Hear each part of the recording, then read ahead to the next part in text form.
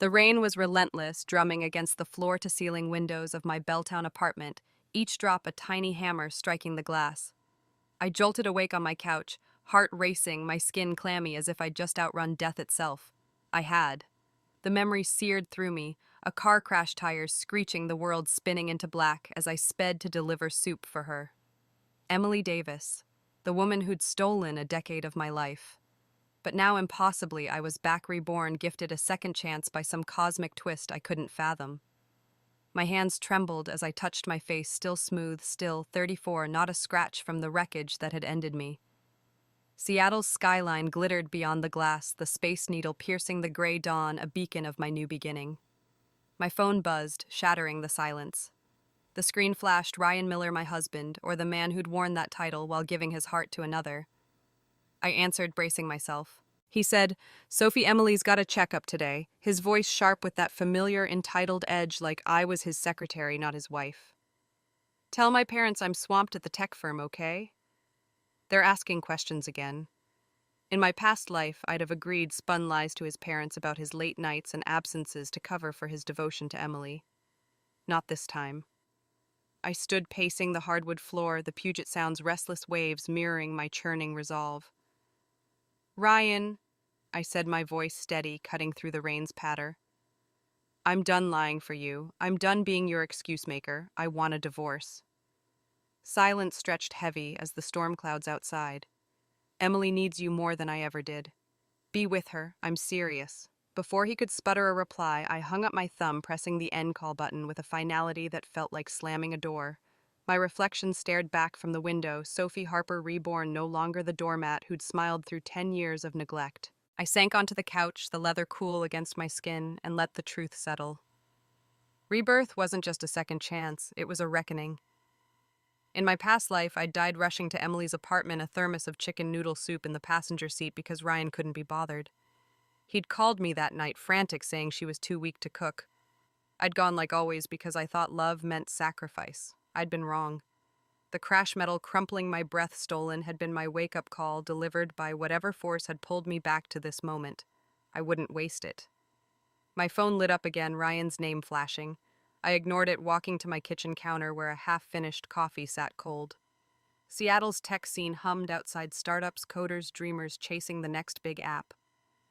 I'd been part of that world, a tech support specialist, grinding away at a cybersecurity firm, paying our mortgage, while Ryan funneled his startup salary to Emily's endless medical bills. Chronic illness, he'd said. I'd believed it, pitied her, even when her hospital videos, pale face, pink rhinestone nails, beauty filters scream performance over pain. I poured the coffee down the sink, the dark liquid swirling like my old excuses. I opened my laptop, the glow illuminating my small apartment cluttered with books and framed photos of happier days with Mom. My lawyer friend Jenna had drafted divorce papers weeks ago in this new life, sensing my unrest even before I'd told her about the rebirth. I'd confided in her over wine at Pike Place Market, the fish throwers shouting in the background about how Ryan's heart was elsewhere. She'd nodded no judgment and promised to help. I emailed the papers to Ryan. The subject line is simple, it's over. My fingers hovered over the send button, then pressed it. Done. The rain slowed to a drizzle, and I stepped onto my balcony, the air sharp with salt and pine. Below, Seattleites hustled under umbrellas, oblivious to my quiet revolution. My story was beginning, and I wanted others to hear it, to know they could break free too. If my words resonate, hit that like button, drop a comment about your own turning points, and subscribe to follow my journey. I'm Sophie, and rewriting my life one bold choice at a time. The Space Needle stood tall in the distance, and I smiled, feeling alive for the first time in years. The chapel in Bellevue smelled of roses and wax, its stained glass windows casting rainbows across my white dress. I was 24, hopeful, clutching a bouquet of peonies as I walked down the aisle toward Ryan Miller. He stood stiff in his tux, his hazel eyes distant, like he was solving a coding problem instead of vowing to love me. I chalked it up to nerves. His parents, Tom and Linda, beamed from the front row, and their suburban dream of a stable son-in-law for their only child was finally realized. They'd set us up on a blind date 6 months earlier, citing family values and Ryan's need for a good woman.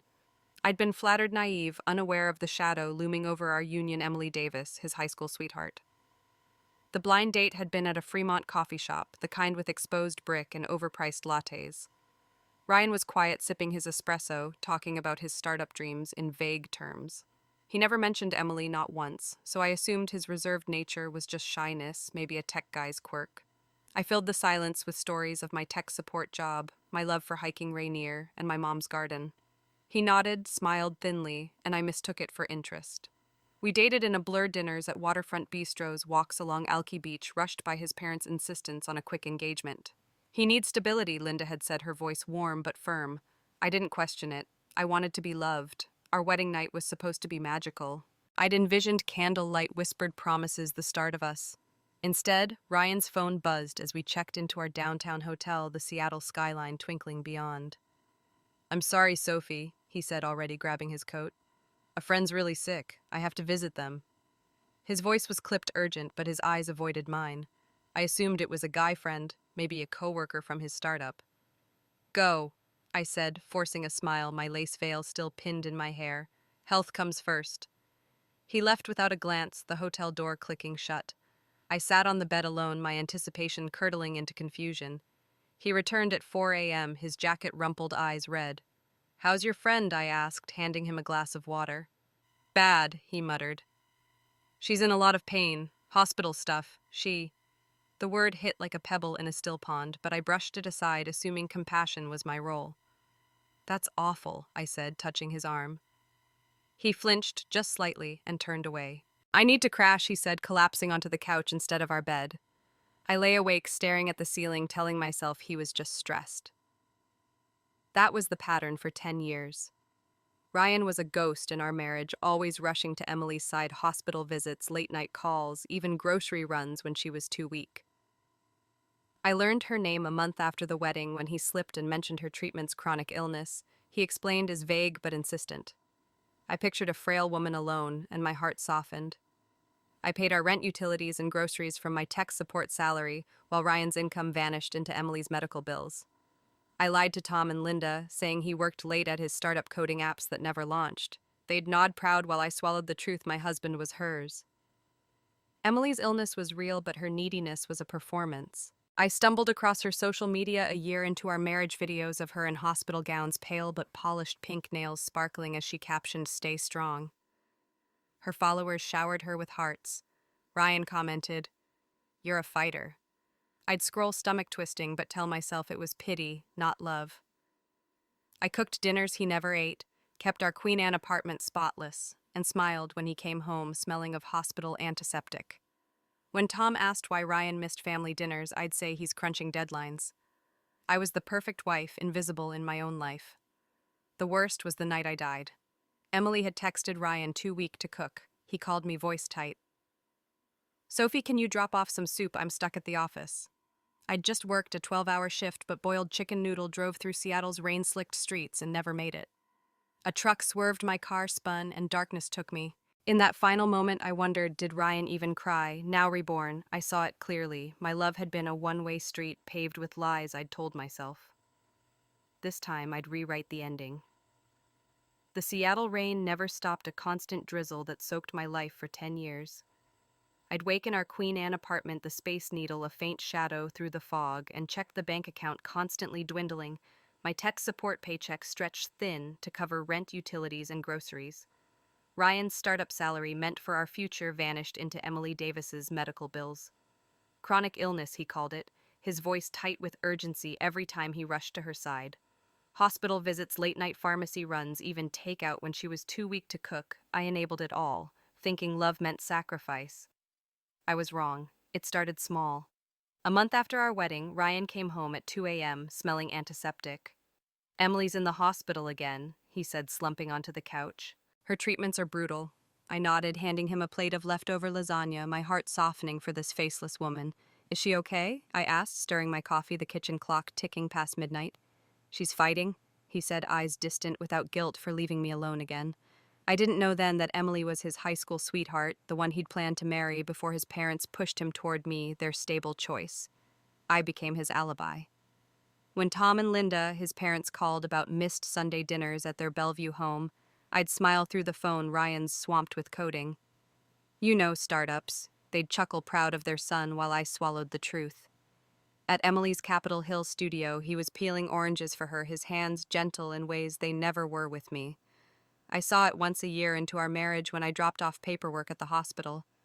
Through the glass door, Ryan sat by her bed, carefully slicing fruit, his face soft with devotion. I turned away, my chest tight, telling myself it was just pity. Emily's illness was real, autoimmune, requiring endless treatments, but her neediness was a performance. I found her social media by accident, scrolling X late one night. Her videos showed her in hospital gowns, pale but polished pink, rhinestone nails gleaming as she bit her lip, captioned, "Keep fighting," thousands of likes poured in. Ryan's comment read, "You're so strong." My stomach twisted, but I shut my laptop, convincing myself it was harmless. I cooked dinners he never ate, kept our apartment spotless, and paid the bills while he sent her thousands for medication. I was the perfect wife, invisible, my own pain buried deep. The breaking point came the night I died. March 3 years ago, rain-slicked roads reflected Seattle's neon lights. Ryan called at 9 p.m. Sophie, Emily's too weak to cook. "Can you drop off some soup? I'd just finished a 12-hour shift at my cybersecurity firm, my eyes burning from staring at screens." Still, I boiled chicken noodle soup, poured it into a thermos, and drove toward her apartment. A truck swerved on I-5, my car spun, and the world went black. My last thought wasn't of Ryan, it was Mom. Her smile fading as she hid her own illness to spare me. Did he even mourn me? Or was he at Emily's side peeling another orange? Now reborn, I saw it clearly. I'd been a prop in their story, not a partner in mine. My phone buzzed again. Ryan relentless. Standing by my apartment window, I ignored it, the Puget Sound's waves crashing below. My lawyer friend Jenna warned me months ago about Himikos at Pike Place Market. "He's obsessed with her, Sophie," she'd said, her dark eyes sharp. "You deserve better." She'd drafted divorce papers when I hinted at leaving before I even mentioned my rebirth. I opened my laptop, and the email to Ryan is still in my sent folder. It's over. The rain slowed, and I felt a spark of defiance. I wasn't the fool who died for them. Not anymore. The drive to Mom's bungalow felt like a pilgrimage. Capitol Hill's streets were alive with hipsters and dog walkers, coffee shops spilling folk music into the drizzle. Her porch was a riot of dahlias, red and yellow blooms defying the gray sky. I parked my beat-up Honda, the engine ticking as it cooled, and stepped out, clutching a bag of her favorite lemon scones from a bakery near Pike Place. In my past life, Mom had been my anchor, but I'd failed her, too busy covering for Ryan to see her fading. Not this time. "Sophie, you're early," Mom called from the kitchen, her voice warm as she stirred a pot of oatmeal. Her graying hair was pulled into a messy bun, her apron dusted with flour. I hugged her from behind my cheek against her back, the scent of lavender soap grounding me. In my past life, she'd hidden her stomach cancer, smiling through pain, not to bother me. She'd taken over-the-counter pills, endured in silence, and died alone after a hemorrhage, leaving me her savings and a note with her bank pin. "Don't trouble Ryan," she'd written, even as she slipped away. The memory stung my eyes, welling up. "I missed you, Mom," I whispered, holding her tighter. She chuckled, patting my hand. "You're clingy today, kiddo. What's up? Weren't you at Ryan's parents' for lunch?" I pulled back, forcing a smile. "Changed plans. Wanted to see you." I haven't told her about the divorce yet. Instead, I sat at her oak table where we'd baked cookies as kids and watched her pour tea. Her hands trembled slightly, a sign I'd missed before. This time I knew better. Using my phone, I booked an appointment with Dr. Helen Chang, Seattle's top oncologist at Swedish Medical Center. In my past life, I'd learned the hospital system inside out, shuttling Ryan to Emily's appointments. I knew which specialists to call, which forms to file. "Mom, you're getting a checkup," I said firmly, ignoring her protests and no arguing. She sighed, stirring her tea. "You're bossy now. What happened to my quiet girl?" I laughed, but inside I vowed to save her, to give her the years I'd lost. We ate scones and reminisced, her teaching me to garden, our hikes in the Cascades, her stories of waitressing in the 80s to raise me alone. She never mentioned her pain, but I saw it in her slower steps, the way she gripped the counter. My rebirth had given me clarity. Mom's love was selfless, unlike Emily's calculated neediness. I'd seen Emily's ex posts, her brave hospital videos, fishing for sympathy while Ryan played her knight. Mom, meanwhile, hid her suffering to protect me. I wouldn't let her down again. As we washed dishes, my phone buzzed Ryan again. I silenced it, focusing on Mom's laughter as she flicked soap suds at me. Later, I drove to Jenna's office downtown, the Seattle skyline glowing under a rare break in the clouds. Jenna, my college friend turned lawyer, had been my rock, pushing me to see Ryan's betrayal. She'd said you're too good for him over coffee last week, her sharp suit contrasting my jeans. Now I handed her my phone showing Ryan's missed calls. He's not giving up, I said. She nodded, scrolling through the divorce email. We'll make it stick, Sophie. You're free. I left her office, the city's hum around me, feeling lighter. Mom's health, my future, those were my priorities now, not Ryan's lies. The drizzle had stopped, leaving Capitol Hill's streets slick and shimmering under the streetlights. I stood in Mom's kitchen, the scent of lemon scones lingering as I dried the last dish from our lunch. Mom hummed an old Fleetwood Mac tune, her hands busy kneading dough for tomorrow's bread. My phone silenced after Ryan's relentless calls lay on the oak table, a quiet reminder of the life I was dismantling. I'd just booked Mom's oncology appointment with Dr. Helen Chang, using knowledge from my past life's hospital runs for Emily Davis. This time my focus was Mom, not Ryan's lies, or Emily's needs. A knock at the door startled me. Mom wiped her hands on her apron, smiling. "Who's that now?" She opened it, and there stood Ryan Miller, his tech bro hoodie, damp a grocery bag of apples and vitamin supplements dangling from his hand. His face was haggard dark circles under his hazel eyes, as if he hadn't slept in days. "Ryan, you're late for lunch," Mom chirped, oblivious to our rift. "Come in, I'll whip up some sandwiches." I stepped forward, my voice calm but firm. "Mom, don't worry. I made his favorite at home. Let's not trouble you." It was a lie, but I couldn't let her exhaust herself cooking for him. Mom frowned but nodded, returning to her dough. I pulled Ryan outside to the porch, the dahlias vibrant against the gray sky. The air smelled of wet earth and pine, Seattle's signature after a rain. "What are you doing here?" I asked, crossing my arms. He set the bag down, his hands fidgeting. "Sophie, we need to talk. You hung up and you sent those papers. What's going on?" His voice was sharp, but there was a crack in it, a hint of panic. I almost pitied him, but my past life's memories, 10 years of his coldness, his nights with Emily, drowned it out. I led him to his car, a sleek Tesla parked crookedly by Mom's curb. Inside, the dashboard was cluttered with heart-shaped stickers I'd placed years ago, back when I thought love was enough. I started peeling them off one by one, the adhesive resisting like my old devotion. "Sophie, stop," Ryan said, grabbing my wrist. His hand was cold, like always, a touch that once felt like home but now felt foreign. "You never loved me," I said, my voice low, steady. "You married me to please your parents, to check a box. Your heart's been with Emily since high school. I'm done pretending." He flinched, releasing my wrist. "That's not true," he said, but his eyes darted away toward the street, where a barista wheeled a coffee cart past. "Emily's sick, Sophie. She needs me. You know that." I laughed, bitter, ripping off another sticker, a pink heart with our initials, now a lie. "I know her pain, Ryan. I saw her in the hospital, all those videos she posted on X, looking fragile but perfect. But what about my pain? For 10 years, I paid our bills, lied to your parents while you played her hero. Did you ever once see me?" He stared, mouth opening, then closing. I tossed the crumpled stickers into the passenger seat, my hands shaking, but my resolve ironclad. "I sent you the divorce papers," I said. "Jenna drafted them legal airtight. Sign them and bring them to our apartment tomorrow. We're done." I turned to go, but he called after me. "Sophie, please talk to me." I didn't look back, stepping onto Mom's porch as the Tesla engine hummed. The sound faded down the street, and I leaned against the door, the weight of my past life lifting. I wasn't the naive wife anymore. I was Sophie Harper, reborn, and I was choosing freedom. The Seattle skyline glowed as I drove downtown, the late afternoon sun breaking through the clouds, casting gold across the Puget Sound. My Honda rattled over the Westlake Avenue Bridge, the city's tech pulse humming, coders spilling out of cafes, startups buzzing in high-rises. My mind was still on Ryan's pleading eyes, his cold hand on my wrist, but I pushed it aside. I'd spent a decade enabling his obsession with Emily Davis. Today I'd sever that tie for good. My phone, tucked in the cup holder, buzzed again. Ryan. I ignored it, focusing on the road, the divorce papers waiting in my email like a ticket to a new life. I pulled into a parking lot near a print shop, its neon sign flickering in the dusk. Inside, the air smelled of ink and paper, a stark contrast to the antiseptic hospitals I'd frequented in my past life for Emily's sake. I printed the divorce agreement, Jenna's meticulous work outlining a clean split, no alimony, no shared assets, just freedom. My tech support salary had kept our household afloat. Ryan's startup earnings had gone to Emily's treatments. I owed him nothing.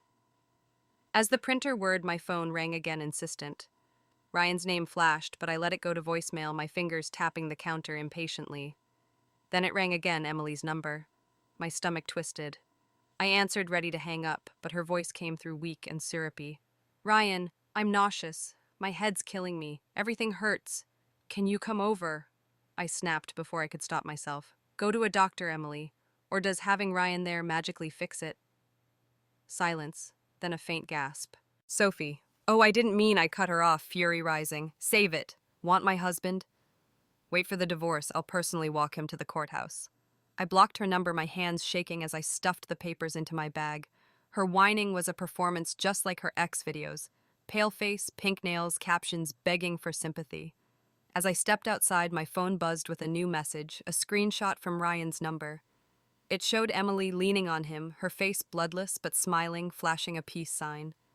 Her forehead glistened with sweat, but those manicured nails sparkled.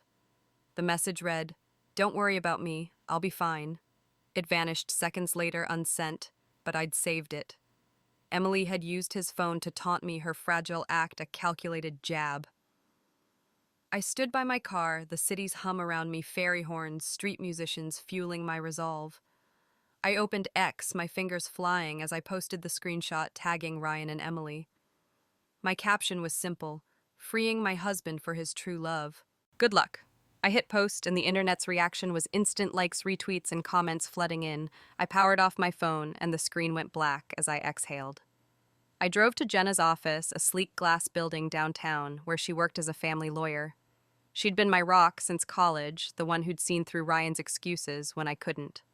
Over coffee last month, she'd said, "Sophie, he's married to her in his heart. Cut him loose." Now I handed her the printed papers, the ink still warm. "It's done," I said, sinking into a chair. She scanned them, nodding. "This is solid. He signs you're free." "What's with the X post?" I smirked. "Just leveling the playing field." She laughed, her dark eyes glinting. "That's my girl." As I left, the city sparkled, the Olympic mountains faint on the horizon. I wasn't just divorcing Ryan. I was exposing Emily's game. I died for their story in my past life, rushing soup crashing on I-5. This time I'd write my own ending where I walked away whole. The print shop's neon sign blinked behind me and I felt a strange calm, the storm in my heart finally quiet. The drive to Bellevue was a quiet escape from Seattle's bustle, the I-90 bridge stretching over Lake Washington, its waters glinting under a rare September sun. Ryan's parents, Tom and Linda Miller, lived in a suburban craftsman home, its cedar exterior framed by manicured hedges and a cherry blossom tree shedding pink petals. I parked my Honda, the engine ticking as it cooled, and clutched a tin of homemade oatmeal cookies, Mom's recipe, a gesture of gratitude. Despite my childless marriage to their son Ryan, Tom and Linda had treated me like a daughter for 10 years. Now, with divorce papers printed and my ex-post exposing Ryan's devotion to Emily Davis, I owed them the truth. My rebirth, a second chance after dying in a crash for Emily's sake, demanded I honor their kindness with honesty. I knocked and Linda opened the door, her gray curls bouncing as she hugged me. "Sophie, sweetheart, you didn't have to come all this way." Her kitchen smelled of fresh bread and coffee, a warmth that had always felt like home. Tom sat at the dining table reading a newspaper, his glasses perched low. "Good to see you, kid," he said, smiling. I set the cookies down, my heart heavy. I said, "I need to talk to you both," sitting across from them. The divorce papers neatly folded in my bag felt like a grenade. Ryan and I were getting divorced. Linda's face fell, her hands pausing over the coffee pot. "No, Sophie, you can't mean that." Tom lowered his paper, his brow furrowing. I took a breath. The room's cozy glow framed family photos, a vase of dahlias contrasting the weight of my words. I said, "Ryan's been in love with Emily Davis, his high school sweetheart, this whole time. I've been covering for him, lying to you about his late nights, his work. He's been at her hospital bedside spending his salary on her treatments. I can't do it anymore." I slid the papers across the table, and Jenna's legal work was crisp and final. Linda's eyes welled up. "But your family," she whispered. Tom reached for her hand, his voice gruff. "We knew Ryan was distant, but—" "This," I explained calmly. No tears, how I'd paid our bills alone, how Emily's illness, while real, was a leash she'd used to keep Ryan close. I showed them the X screenshot I'd posted, Emily's taunting peace sign beside Ryan's arm. "He chose her," I said. "I'm choosing myself. Linda clutched the papers, shaking her head. Stay, Sophie. We'll give you the lakefront cabin, our savings, anything to keep you. I smiled, gentle but firm. I love you both, but I need to be free. Keep the papers. Think it over. I left them in the kitchen, their silence heavy as I stepped onto the porch. The cherry blossoms fluttered, carried by a cool breeze off the lake. Driving back to Queen Anne, I felt lighter, the weight of a decade's lies lifting. Night had fallen when I reached our apartment, the Space Needle glowing in the distance. I'd just slipped into pajamas when the door creaked open. Ryan stood there, his hoodie rumpled eyes, bloodshot exhaustion etched into his face. He sank onto the couch, silent like a man drained of fight. I tensed, expecting an argument, but then the bed shifted behind me.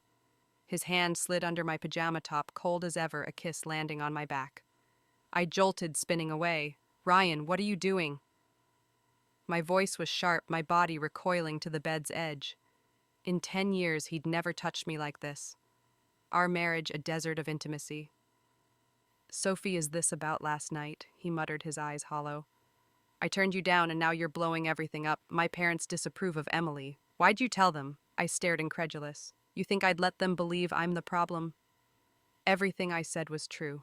Stop hiding from it. He swore he and Emily were just friends, his frustration rising. Nothing's happened, I laughed, cold. Maybe not physically, but you're hers, Ryan. Emily needs you. She's got no one else in Seattle. Marry her. I'm done. I echoed his past excuses, the words like knives. He begged for time, but I cut him off. Sign the papers, or I'll take everything your parents offer, the cabin, the savings. Think about it. I turned away, the city's lights flickering through the window, my heart steady. Ryan left the door clicking shut, and I knew this was the end of us. Morning broke over Seattle, the Puget Sound shimmering as I drove to my cybersecurity firm downtown.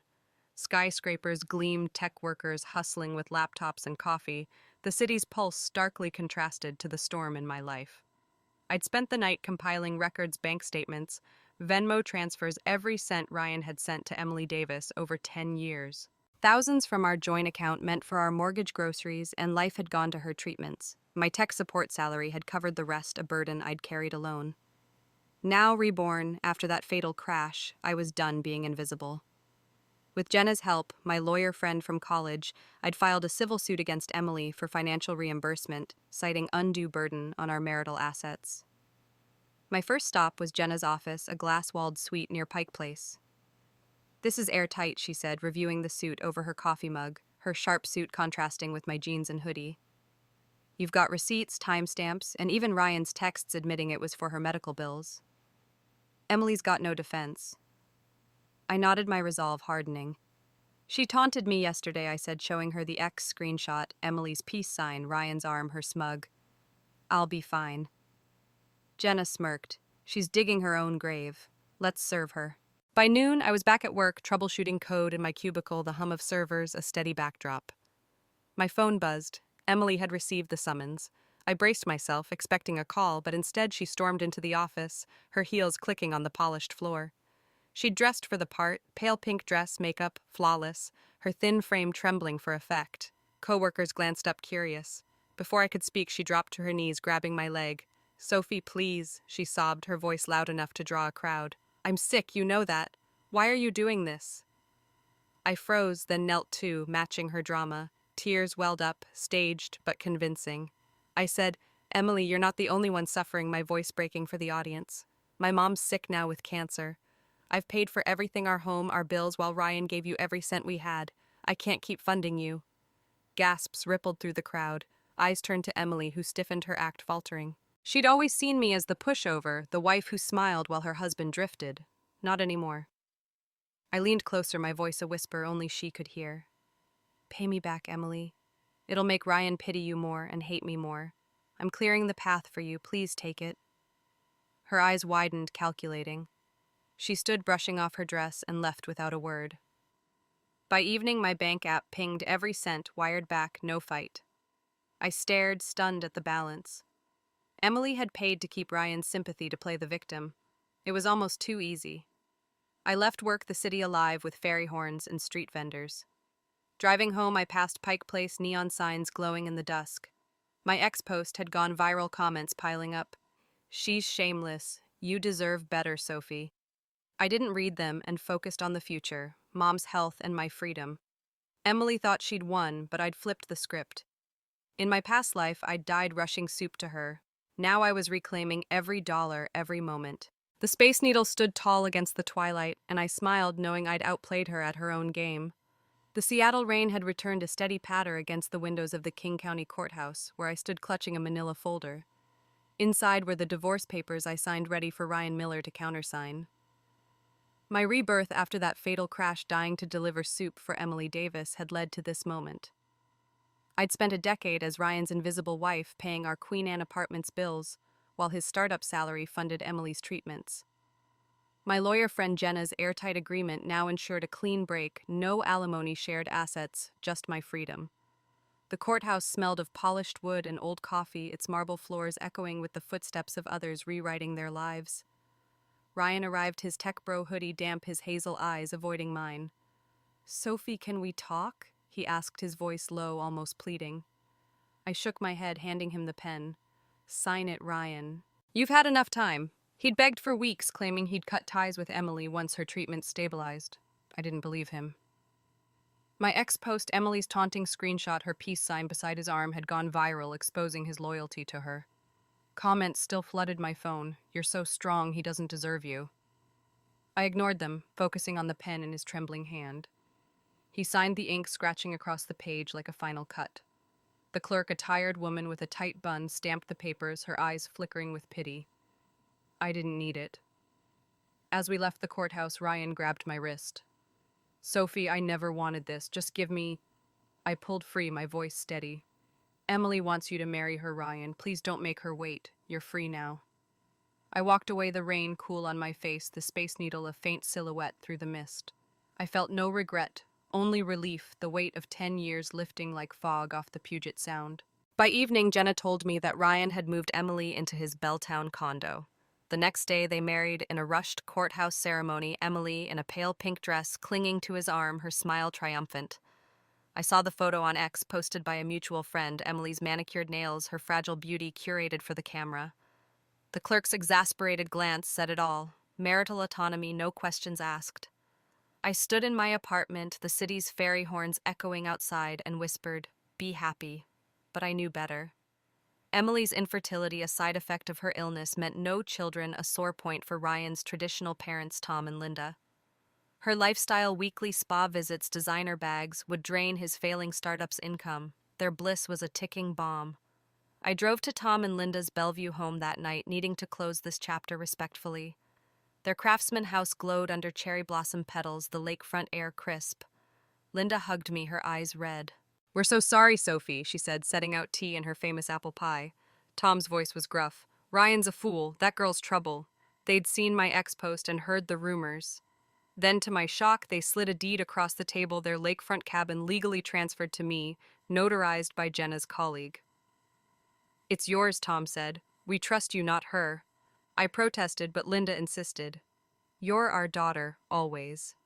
I left with the deed, my heart full, the Seattle skyline sparkling, as I drove back, knowing I'd honored their love while securing my future.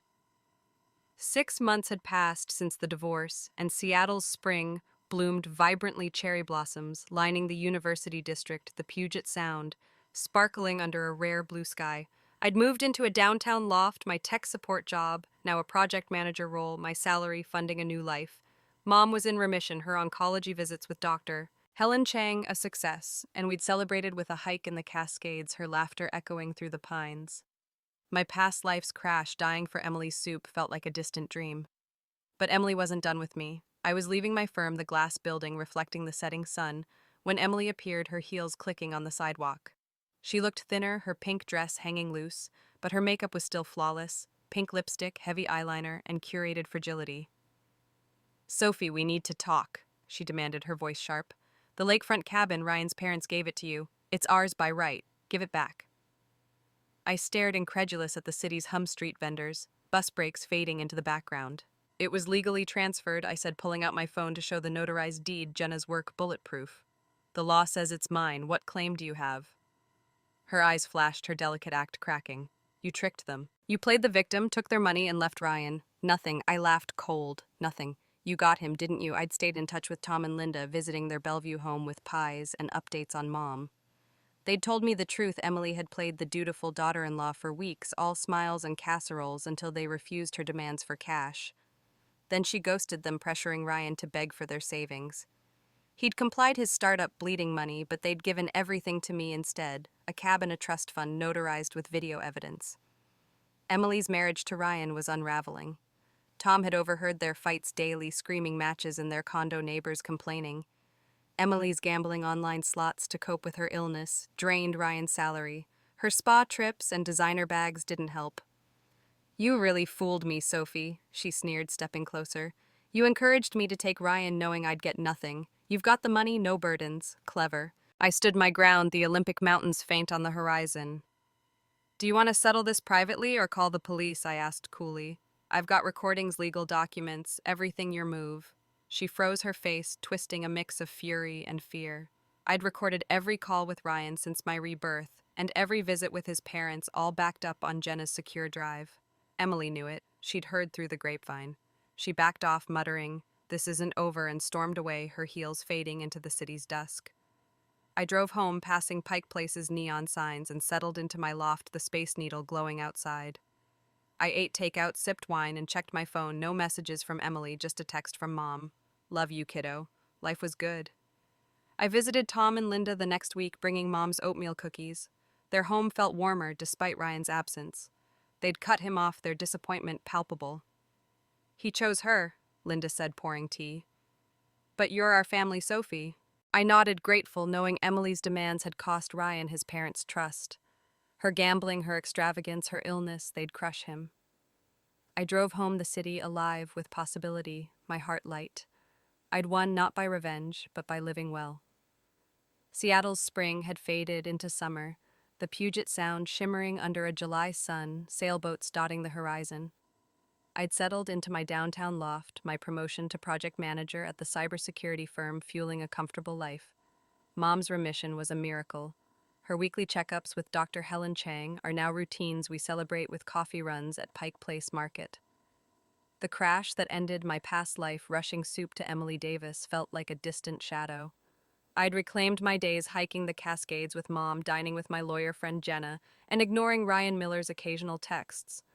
But the past wasn't done with me yet. I drove to Tom and Linda Miller's Bellevue home, a craftsman haven, where cherry blossoms now bloomed fully, their pink petals carpeting the lawn. I carried a basket of Mom's oatmeal cookies, a ritual to thank them for their lakefront cabin and trust fund, which have been legally mine since the divorce. Tom and Linda had treated me like a daughter even after I'd left their son Ryan. Their disappointment in him had grown his marriage to Emily, his silence about it, his failure to visit. I knocked and Linda hugged me, her gray curls brushing my cheek. "Sophie, perfect timing," she said, her kitchen smelling of apple pie. "I made your favorite sweet and sour ribs." Tom waved from the dining table, his newspaper folded. "Sit, kid," he said, smiling. I set the cookies down, warmth flooding me. We ate, laughing over old stories, Thanksgiving dinners, their pride in my tech career. But the air shifted when the door opened. Ryan stood there, his hoodie-rumpled temples flecked with gray at just 35. He looked older and worn, as if his failing startup and Emily's demands had drained him. "Sophie," he said, startled. Linda's smile faded, Tom's jaw tightened. "Ryan," Linda said coolly, "didn't know you were coming." He sat silent, picking at rice while Linda piled ribs on my plate. In my past life, they'd fussed over him, worried about his meals, his sleep. Their focus was on me, the outsider who'd stayed loyal. I savored the tangy sauce while Ryan barely touched his food. After dinner, Linda packed me a bag of leftovers, ribs, pie, cookies, her hands lingering on mine. "You're our family, Sophie," she whispered. Ryan got nothing, not even a goodbye. As I stepped onto the porch, the lakefront air was cool and he followed his steps heavy. "Sophie, can we talk?" he asked, his voice soft, almost broken. I turned, the cherry blossoms swirling around us. "There's nothing left to say," I said calmly. "We're done, Ryan." He swallowed, his eyes bloodshot. "Emily's been gambling online slots to relieve stress. We're broke. If we don't find money, we'll lose the condo."